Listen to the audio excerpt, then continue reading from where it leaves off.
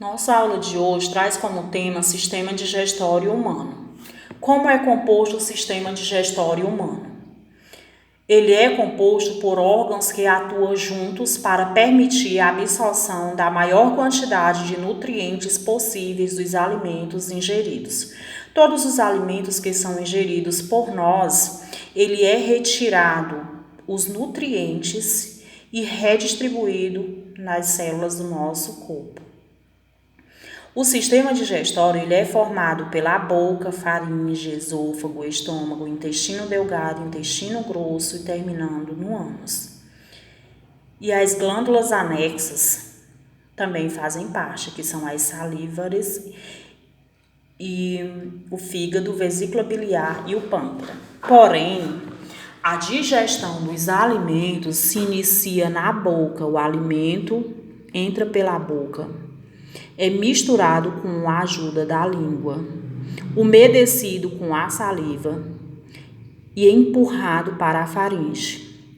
Da faringe, ele entra nesse tubo aqui, chegando ao esôfago através do movimento peristáltico, chegando ao estômago. Do estômago, ele segue para o intestino delgado, do intestino delgado para o intestino grosso, chegando ao reto e sendo eliminado pelo ânus.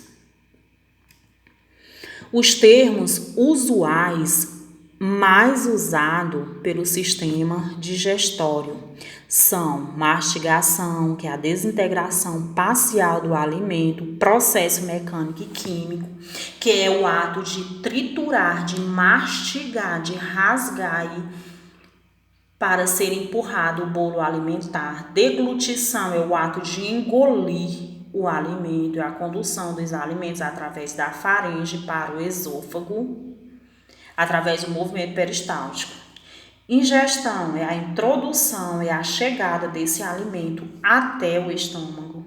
A digestão é a quebra de moléculas grandes em moléculas menores, o desdobramento do alimento em moléculas mais simples. A absorção, que é o processo já realizado pelos intestinos, que são intestino delgado e intestino grosso. E aí nós temos os tipos de digestões, que se dará de dois modos.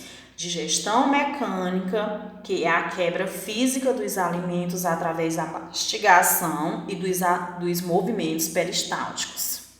A digestão química, que são as transformações das moléculas mais complexas, que são os carboidratos e as proteínas.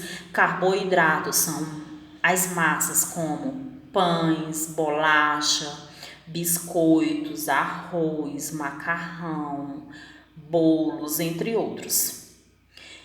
E as proteínas, que são carnes e peixes, entre outros.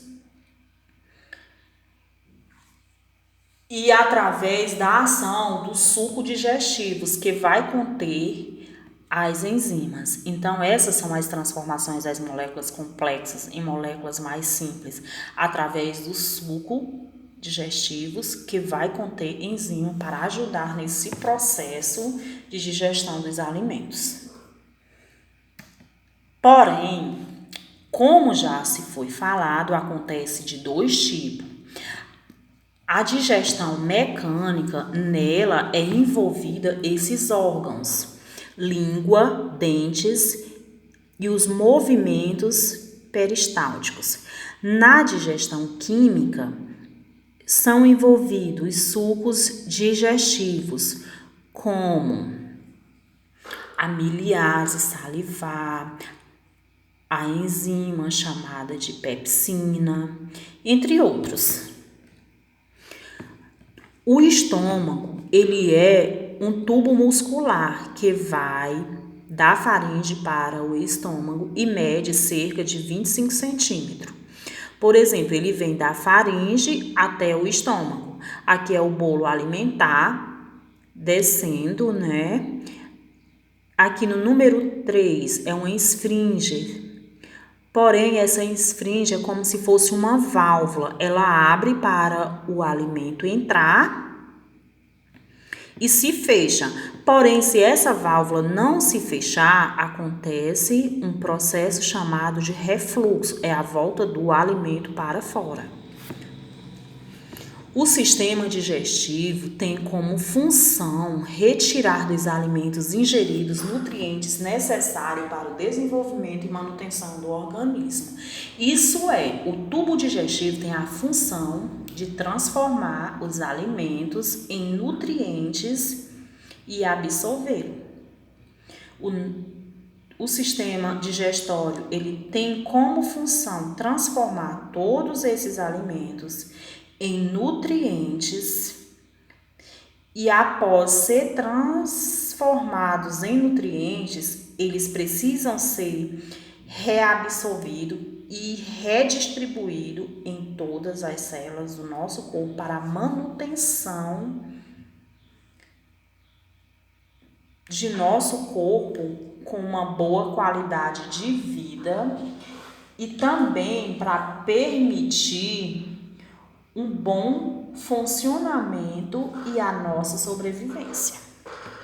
Então, o sistema digestório tem todas essas funções. Então, uma das principais funções do sistema digestório é retirar dos alimentos, os nutrientes. Também tem como função eliminar os resíduos.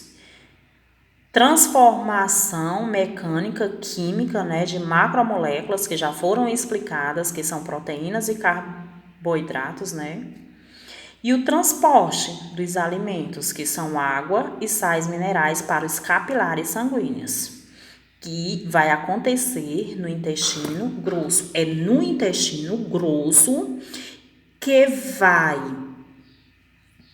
acontecer esse processo, que são a retirada de água e sais minerais e transportada através dos capilares para os nossos vasos sanguíneos,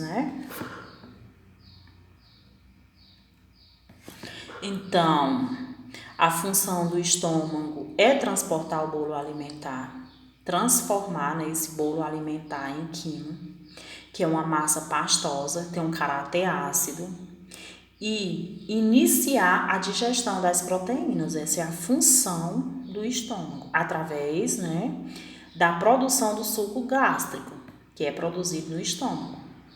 Além também de absorver pequenas quantidades de água e substâncias dissolvidas nela.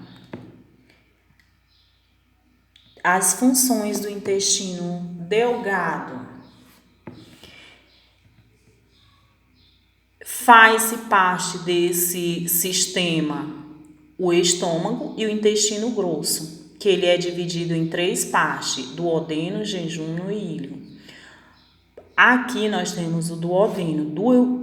O alimento do estômago, ele passa para o duodeno. Do duodeno, ele vem pelo intestino delgado, chegando ao jejum, do jejum até o íleo, aonde do íleo acontece aqui a penetração dentro do intestino grosso, isso.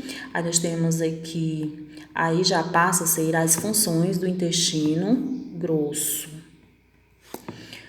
Aqui temos a apêndice, onde o intestino grosso ele é dividido em seco. Apêndice, temos aqui a apêndice. Da apêndice ele passa para o colo ascendente, do colo ascendente para o colo transversal, seguindo para o colo descendente para o reto e sendo eliminado pelo ânus. Então, o intestino grosso, ele tem a função de absorção de água, e sais minerais pelas mucosas e a principal função do intestino grosso. E tem mais uma coisa, o processo de digestão do intestino grosso, ele tem a participação secundária, pois as principais atividades acontecem no estômago e no intestino delgado. Então, aqui nós temos um resumo de tudo que foi visto. Suco digestório. A saliva é produzida nas glândulas salivares, né? Local onde atua é na boca e contém enzimas que são chamadas de amiliase salivar ou pitialina. O suco gástrico é produzido no estômago, atua no estômago e contém enzimas que são pepsina. O suco entérico é produzido no intestino delgado, também atua no intestino delgado. E as enzimas que ele contém nesse suco entérico é a sacarase, lactase e maltase. No suco pancreático, que ele é produzido no pâncreas, ele vai atuar no intestino delgado e ele contém essas enzimas, a tripsina, a amilase e a lipase.